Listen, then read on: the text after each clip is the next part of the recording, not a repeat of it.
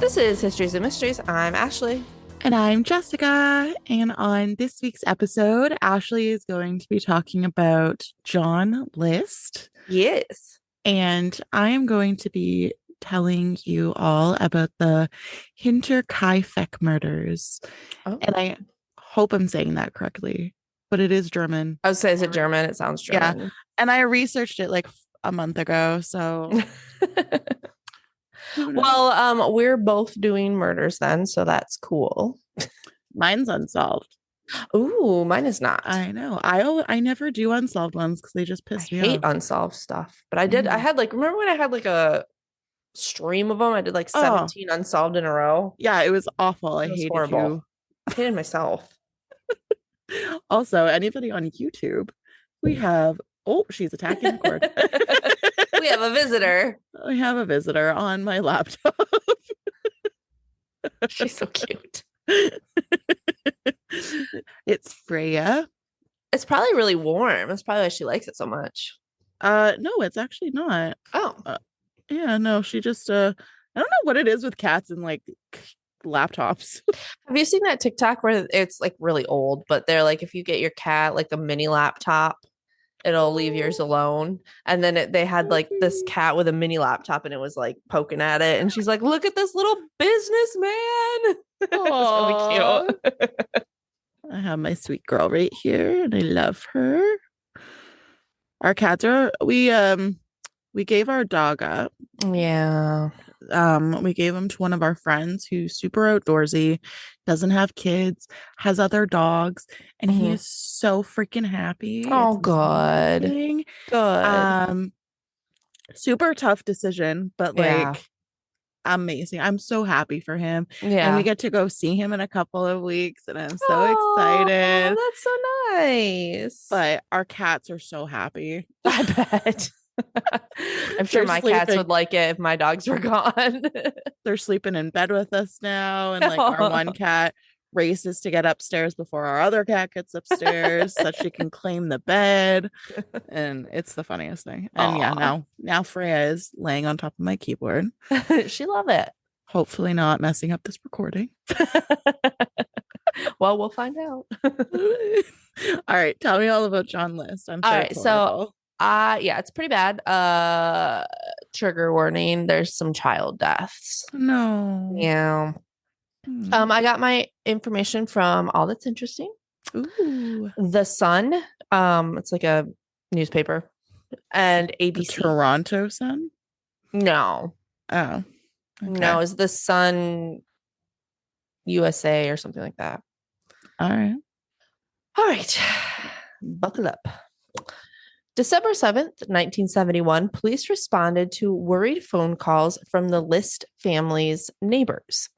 They said they saw lights on in the home day and night, but they hadn't seen anyone enter or leave the house, nor had they seen anyone like in the windows for a month. That's weird. Yeah. So they called the police and they're like, hey, can you like go check on this for us? And police did. And as they entered the home, they heard organ music throughout the whole house. They had an intercom system. They kept calling this house a mansion. I just see a cattail. Sorry.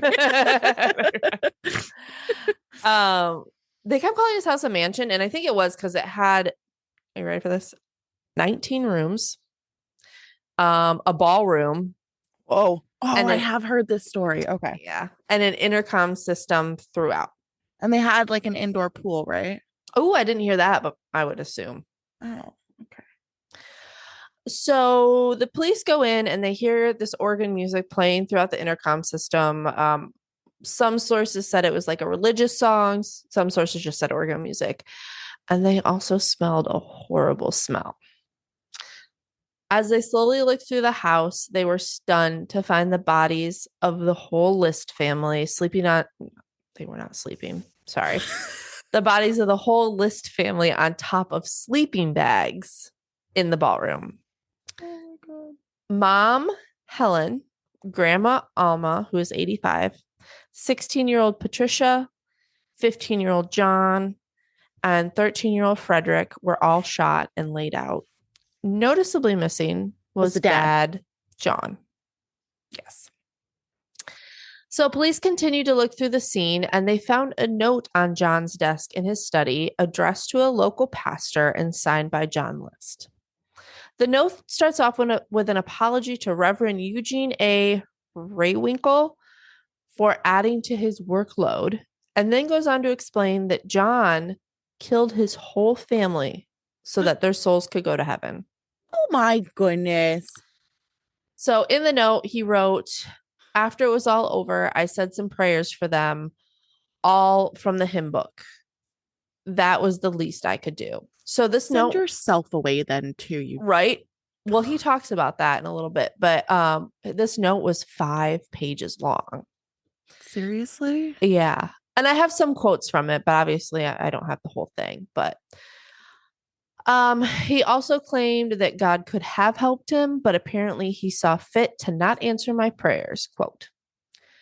He also said, I know that many will only look at the additional years that they could have lived, but if finally they were no longer Christians, what would be gained? He wrote. He also said, also, I'm sure many will say, how could anyone do such a horrible thing? My only answer is it isn't easy, and it was only done after much thought. He said he had originally planned to kill them on All Saints' Day because it was an appropriate day to go to heaven. But he changed his mind due to, travel issues. So, no big deal. Oh, great. The note goes on to say that he could no longer afford his 19-room mansion they had bought. And, quote, true, we could have gone bankrupt and maybe gone on welfare. But he said he feared the effects of poverty on his children. Okay. Could you not have sold the house? He also worried about his wife's refusal to attend church anymore and his daughter's aspirations to become an actress. Oh, my God. What a horrible field to go into that could help you with your financial struggles. Right. And friends also said the year before her murder, Patricia, that's the daughter, became, quote, obsessed with witchcraft, describing herself as a witch. So that really upset her uber Christian father. Yeah. So he, in his mind, which I don't really know if I believe this, but he said that because they weren't going down the Christian path, he had to kill them now so that they were still Christians and would go to heaven. Also, the little thing about, money problems because he had lost his job played into it a little bit, Mm-hmm. What a dumbass. So one former friend of Patricia's, her name was Rhonda, described how John had once snapped at Patricia had snapped at Rhonda in front of Patricia and said, a bitch as well as a witch. So he was not super happy. Yeah.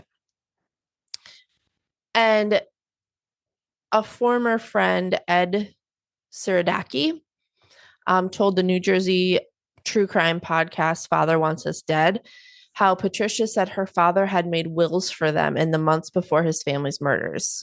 Oh my God. Asking his children if they would like to be cremated. You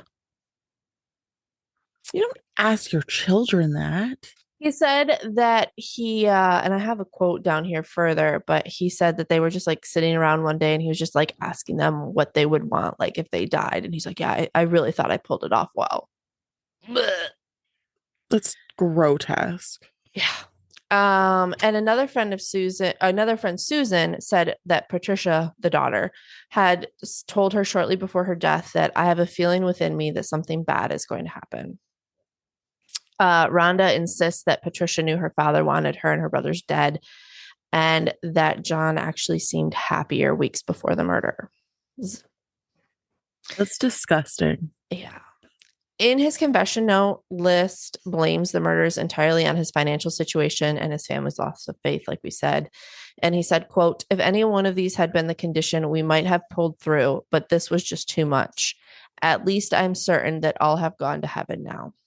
You know what's really like an interesting thought is that he wanted to kill them while he thought they were like in the faith, but his daughter was like into witchcraft. Right.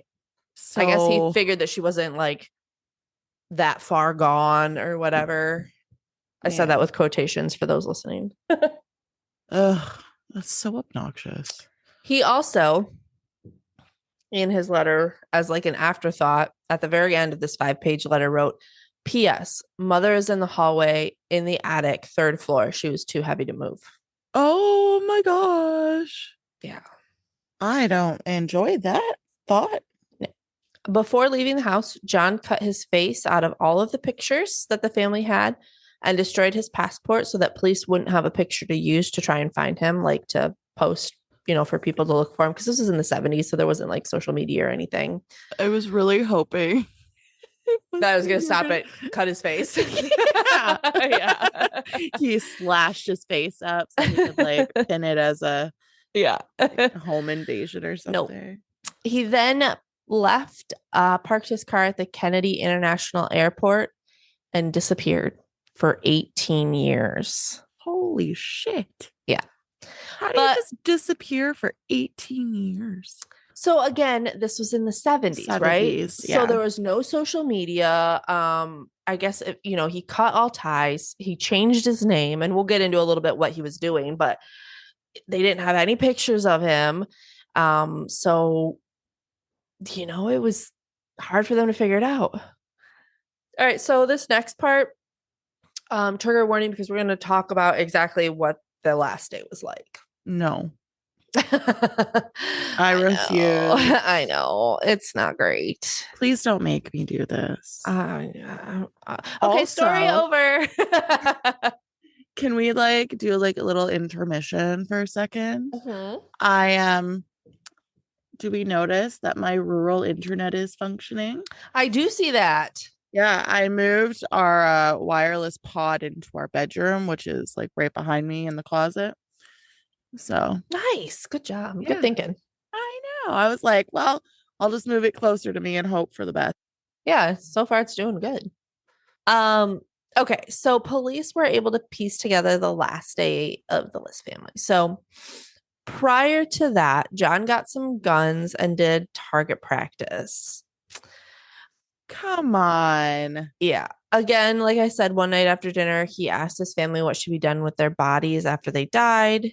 He said, quote, I remember talking about funerals and cremation and burials. I thought I was being real clever. Such a dick.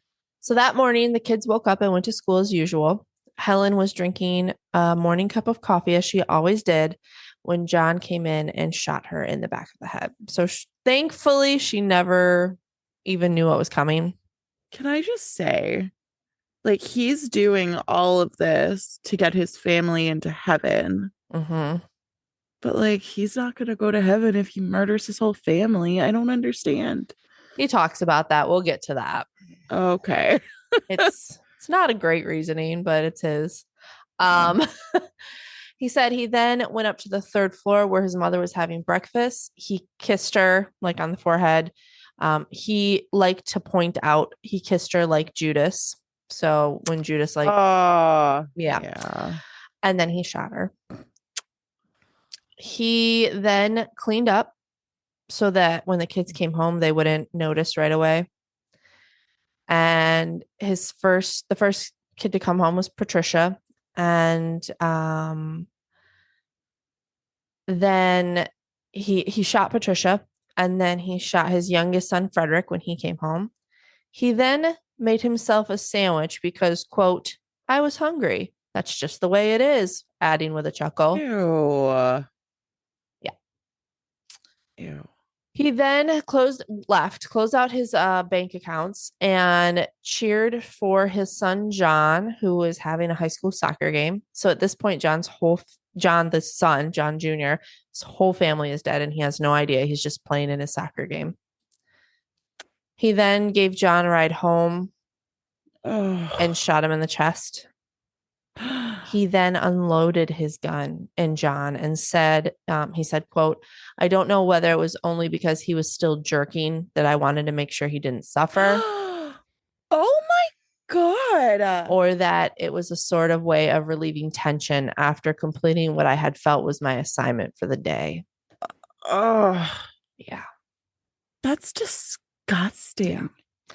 Yeah. He also suspended all deliveries that the family may have had and left a note with the children's school that they were going out of town, which is why no one thought to look for the family for over a month.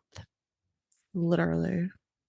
He said he felt like he was letting the family down. Quote, I grew up with the idea that you should provide for your family and to do that you had to be a success in the job that you had or you're a failure, and that was not a good thing to be. It's just like D-Day. You go in, there's no stopping after you start. So basically that last line, that quote was kind of jumping around, but that last line was about like, how could you continue to kill your family? And that's what he said. It's like D-Day. You just go in, there's no stopping after you start. And then the other quote, I grew up with the idea that you should provide for your family, is basically him just saying like, oh, I was a failure and I didn't want my family to know, so I had to kill him. So 18 years later, they had lost track of him completely. Prosecutors had an idea, and they created a bust of what they thought an aged John would look like and released it to the public during an episode of America's Most Wanted. But I thought they didn't know what he looked like. I think they somehow got like a picture of him from somewhere, you know. They didn't say where, but I'm sure like maybe a family member, you know, that was still alive, or like maybe a neighbor had a picture or something. Yeah. And this was, I thought, was really interesting. It said psychologists theorized that John would wear the same spectacles he wore as a younger man to remind him of more successful days. And he was wearing the same glasses. Ew. Yeah. I don't know why I find that so gross. I know. But yeah, so they put this on America's Most Wanted, the show, and apparently tips came flying in. And one lady said that her neighbor, Robert Clark, resembled the person that was on America's Most Wanted. What? So police went to Clark's house and it was him. So this just came like 18 years later. Some lady was like, hey, that kind of looks like my neighbor. And it was. I love that. Yeah. Like, so freaking cool. Yeah. So he had apparently changed his name to Robert Clark, assumed this new identity, and had moved to Denver, Colorado. So he was coming from New Jersey to Denver, so how Colorado. far is that? That's across the country. Really? Yeah. Oh, geez. So, I mean, new name, cross country, no one knows you. He was able to get away from it. He even remarried and had. Ew. No. Yeah, he remarried. No, don't tell me he had children. He didn't. I was thinking of my last story when I said he had 2 sons, but no, he didn't. He didn't have kids, but he did remarry. And they moved back to Richmond, Virginia, which is where his neighbor had spotted him. So John was arrested 9 days after this episode of America's Most Wanted aired. Wow. 9 days. So he disappeared for 18 years, and they aired this episode, and 9 days later they had an arrest. Wow. That's incredible. Yeah.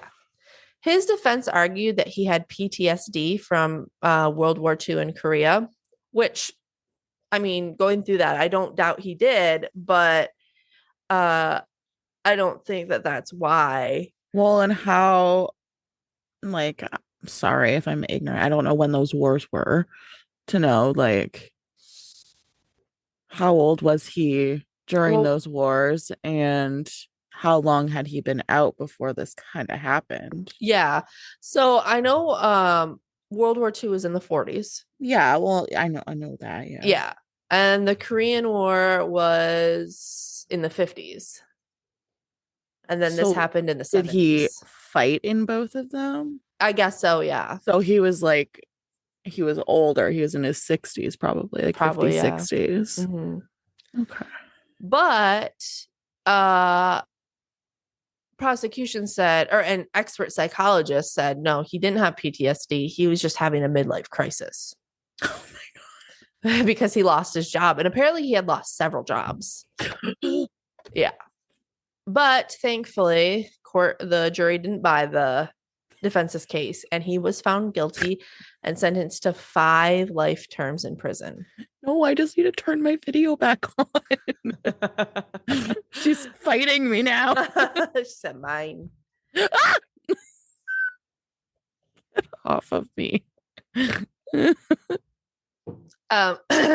He said, quote, I wish to inform the court that I remain truly sorry for the tragedy that happened in 1971. I feel that due to my mental state at the time, I was unaccountable for what happened. I ask all those who are affected by this for their forgiveness, your understanding, and your prayers. Thank you. And when a reporter had asked him, like, why didn't you kill yourself with your family? He said that he didn't kill himself after killing his own family because he felt that would prevent him from getting into heaven. So killing himself would prevent him from getting in heaven, but not killing his whole family, because he said, all I want to do is reunite with my wife, mother, and children in the afterlife where there's no pain or suffering. And I believe that he basically believed that if he killed his whole family, he had enough time to be forgiven by God. But if he committed suicide, he didn't have enough time to be forgiven, so he would go to hell. Thou shalt not sin. Do not murder. Do not kill. Like, literally. Yeah. In March of 2008, he died of pneumonia in prison at the age of 82. Good. Serves him right. Yeah. And that is the story of the John List murders. I hated those. It was awful. Yeah. It was awful. Like, how do you just decide to take somebody else's life into your hands? Well, and what I don't get is how you can kill your own kids. And your mom. And your mom. Like, your wife that you swore to, like, love and cherish. And... I know. But the kid thing is what gets me, man. Like, I cannot imagine losing my child, let alone taking it into my own hands and doing it. I literally work a 12-hour shift one Saturday a month, and I cry talking to her on the way home. Yeah. Because I missed her so much. Yeah, it's insane. I don't know how anybody could take their kids' lives. And the part that, like, really got me was how he just unloaded on his son. Yes. Like, one shot wasn't enough. He just had to unload everything. Yeah. And he said because he felt he completed the assignment for the day. Oh my God. How cold are you? That's wild. Yeah. Oh my God. Is your murder story any better? I don't remember. Okay. I don't think so. Okay, great. Thankfully it's shorter, so okay, we don't have to suffer as long.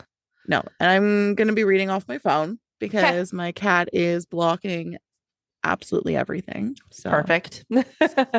Pardon me while I look at my cell phone. So it is the unsolved Hinterkaifeck murders. That is how I am pronouncing it. That is where we're going today. So forgive me. Farmer. Oh, cheapers. Never mind. I used All That's Interesting and ranker.com. Oh, okay. Are we ready? I'm ready. Cool. Farmer Andreas Gruber noticed something peculiar on his Hinterkaifeck property a week or so before March 31st, 1922.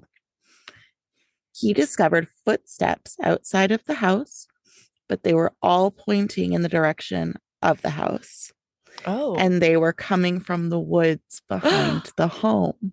Oh my God, that's terrifying. Isn't that creepy? Yes. I hate that. Oh. The farm was super isolated. Oh, fuck off, Freya. Seriously. Yeah, but the farm was very isolated and was thought to be a safe location, so he never reported this strange event to the police.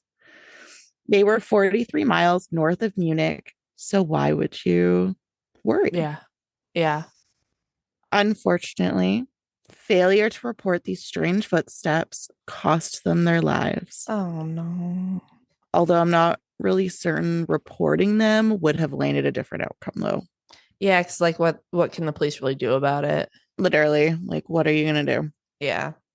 So I feel like this outcome would have happened either way. Yeah, yeah, you're probably right. On March 31st, 6 members of the Gruber family were led to their deaths by an unidentified person or persons. Ugh. I don't like how you said led to their deaths. Like, I know. ugh. I know. It doesn't get better. Oh, great. On April 4th, so remember this was March 31st, they all died. Okay. And now April 4th, nearly a week later, neighbors and a few town residents visited to see how the Hinterkaifeck farm was doing. The mailman had observed the mail starting to build up in the post box, and young Kazelia had missed 2 consecutive days of school. The front door was locked, so they made their way to the barn where they found the bodies. Mm. Andreas was lured to the barn and killed there with a pickaxe, together with his wife Kazelia, their adult daughter Victoria, and their granddaughter Kazelia. Oh, pickaxe. A board and some hay covered their bodies. Mm. Lady, you're in my way. She doesn't mind.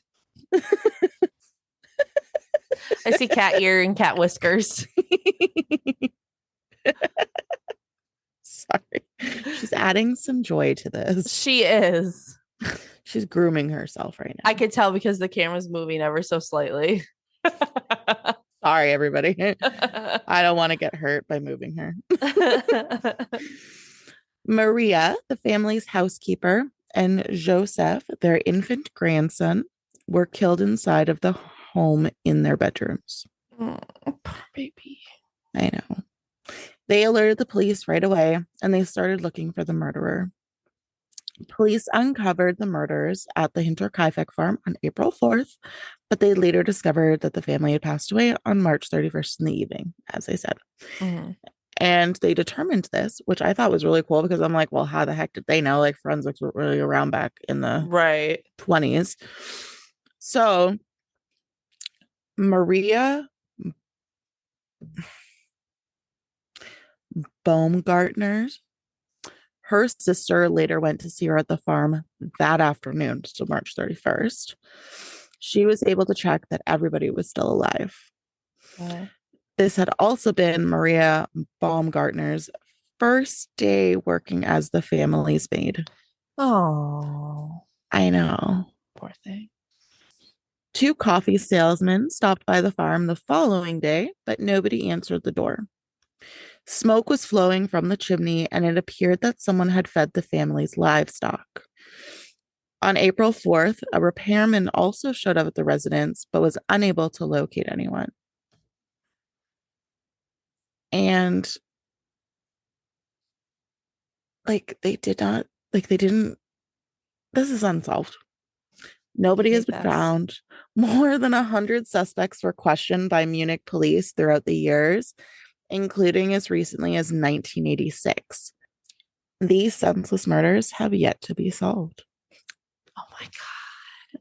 Isn't that awful? So, someone was clearly stalking them and then murdered the whole family, some with a pickaxe, and they never, that person lived a whole life. Oh, Yeah. Yeah. It also doesn't help that dozens of people had trampled through the crime scene before the authorities got there. of course, that's how they did it back then. Yeah. Despite the gory scene, there is a small solace. Solace? Solace. Sure. The majority of the victims initially looked to have passed almost instantaneously from their wounds. Oh, God. This part's really terrible. Uh-oh. But a subsequent examination would show that young Kazelia had survived for hours afterward and most likely passed away from shock because she was trapped beneath her family's bodies. Oh my God. And she was the granddaughter. Mm-hmm. Oh. She was discovered to be missing clumps of hair, which the authorities think she removed herself. Oh God. Police interviews and investigations led to clues and other possibilities, even though they were never able to identify anybody. Neighbors recall Andreas complained to them of hearing footsteps in the attic a few days prior to the killings, around the time he had spotted the footprints, as well as missing keys to the tool shed where the murder weapon had been kept. In addition, he claimed to have discovered a newspaper in his house that he didn't buy. Oh. His neighbors offered to give him a gun, but he refused, believing nothing wrong would happen. Someone was in your house. Yep. Oh, that gave me The, chills. the investigation also turned up information about the previous maid who had departed 6 months before the killings because she had been hearing voices and thought the property was haunted. 6 months. Uh-huh. Oh my God. So they were probably the murderer, whoever it was probably like living on that farm somewhere Like in the attic, yeah. and like watching them. Yeah. Oh, Yeah. I got chills. Oh, Later, police came to the conclusion that the voices, newspaper, and footprints could only indicate that the murderer had lived in the Gruber's house for more than 6 months prior to their death. oh my God. Jessica, this is the worst story you've ever done. I hate this so much. I'm clutching my arms and my legs are shaking. No. Not like involuntary shit. Like I'm shaking them. Like it's Yeah. Sorry. It's awful. Multiple suspects are interviewed, some more promising than others, but in the end, nobody was charged. Some evidence that popped up was that Victoria and Andreas were charged with incest 7 years before the Hinterkaifeck farm's occupants were killed, which was called in anonymously. The father and daughter were both tried, and they were both subsequently found guilty. Ew. According to varying accounts, Victoria spent 1 month or 1 year in prison, while Andreas did the same. Oh. Some of the Gruber's neighbors thought Joseph, Victoria's 2-year-old son, was the result of their incestuous relationship, Jessica. despite the fact that many people thought Lawrence Schlittenbauer, the man who began the search on the farm on April 4th, was the father of Joseph. Sorry, I love you. Jessica. I simultaneously hate and love this story. The incest I could do without. I mean, all of it I could do without, but All of it would be nice to do without. Yes.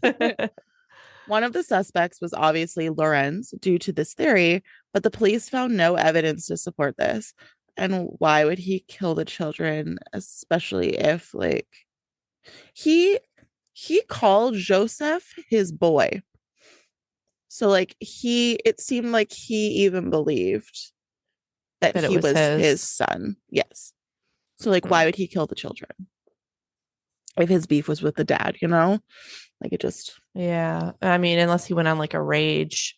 But I feel yeah. like being that he had a relationship with the family, they would have noticed had he been missing and living in someone's attic for 6 Exactly. months. Exactly. Yeah. Right.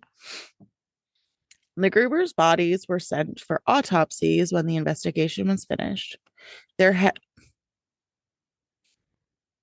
forgot about this part. Their heads were taken off and given to Munich clairvoyants to look for metaphysical hints. Oh my God. Unfortunately, they were unable to determine anything, and to add fuel to the fire that was this whole ordeal, the Gruber's heads were lost during the turmoil of World War II. Hey, our stories kind of lined up there. Freya, am I still on? Yes, I just saw a paw. She's licking her vagina. Freya, that is personal business. lady. Oh my God, she's so happy. um, the victims of the Hinterkaifeck murders were ultimately buried in a nearby town cemetery, decapitated. Oh my God. What did they ever? I'm sure they didn't, but did they ever explain what their thought process was on taking just the heads? Probably because of the eyes and the mouth. They thought that Oh, they could like see through their eyes, um, and then they could speak out of their mouth. I don't know. and they couldn't just like have them come I in and don't. look at it. They like had to take the heads. Yeah, I guess. I don't know. That's It could have horrid. been that they were already like mostly decapitated anyways. Yeah. If you think about Yeah. it, there it was a I still don't like pickaxe. it though. I don't like it either. Um, the farmstead was eventually demolished once all the evidence had been removed. Any recent inquiries have been kept a secret out of respect for the still living descendants, even though suspicions about who their murderer was still circulate. In the eyes of the general public, though, these killings are still unsolved. Jessica, that story had baby murders, Yep. incest, Yep. stalking, I'm sorry. I'm not laughing. decapitation. It's It was terrible. awful. It was absolutely awful. Yes. Thank you for that. I You're had never heard better. of that before. That was a really interesting story. Isn't that crazy? Yeah, Um, yeah, that was truly awful. that was. Now, you said that you had some Last of Us jokes. I do. I'm hoping they're actually from the game, but um in um in spirit or in Last of Us just aired with Pedro Pascal. Ashley asked me why I was watching it because zombies terrify the crap out of me. Because the way that they literally explained it in the beginning of the show seems like it could legitimately happen. Yeah, it really, It's really does. absolutely terrifying to me. Zombies scare the shit out of me. I couldn't even get through The Walking Dead. I had such bad anxiety in the first season. Like, and she asked me why the hell I was watching it. And I said, Pedro Pascal. I Yeah, sent her a gif of Pedro Pascal. he's a sexy, sexy man. He's so, and it's like weird because he's not even like, Super nice looking. yeah. Yeah, yeah, It's I just, I agree. love his personality. Yeah, I just, yeah. oh. I love zombie things. I do. Jessica and I had a whole conversation, and I said that I think I could survive in the zombie apocalypse, and she laughed at me. And then I made a post about her on our Instagram. I would. So here's the thing. For those of you that don't watch our YouTube videos, Ashley wears glasses. I do wear glasses, yes. And so that's the Instagram thing because it said like if you lost your glasses, you'd be screwed, and I really would. But so if you look at like the Walking Dead zombies, I feel like I could survive that because they're slow and they're decomposing. I couldn't survive. I would get killed by a person though because I'm too trusting and naive. But the Last of Us zombies, they're super fucking fast. Yeah. And I would not survive that because They're I'm terrifying. way out of shape. They're so scary. They're really fast. Ugh. And Gross. it Okay. is terrifying and I love it. Anyways, yes, I do have Okay. some Last of Us jokes. Okay. Okay. Let's get ready. Ashley, Jessica. a moon rock tastes better than an earthly rock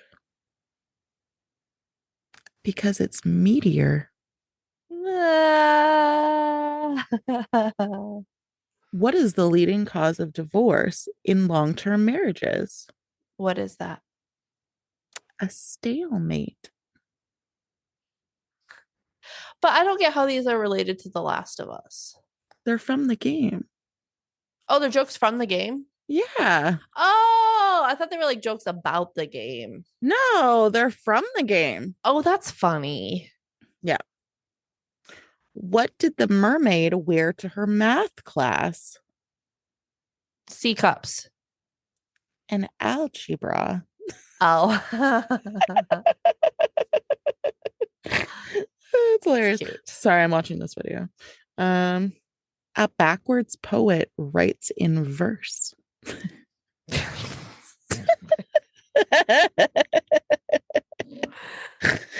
Uh, uh, a book just fell on my head. A book just fell on my head. I only have my shelf to blame. I like that one.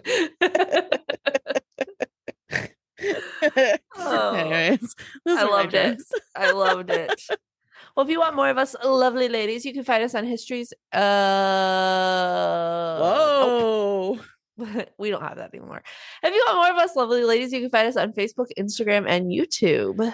And if you would like to rate and review us, you can do so on Apple Podcasts and Spotify. And our Instagram has our link tree, which links you to our Facebook and our YouTube and our Buzzsprout website. Ooh, we're Yes. fancy. Yes. So now we're with Buzzsprout. And yeah. Awesome. Well, thanks everybody for tuning in, and we look forward to bringing you 2 new stories next week. Bye. Bye.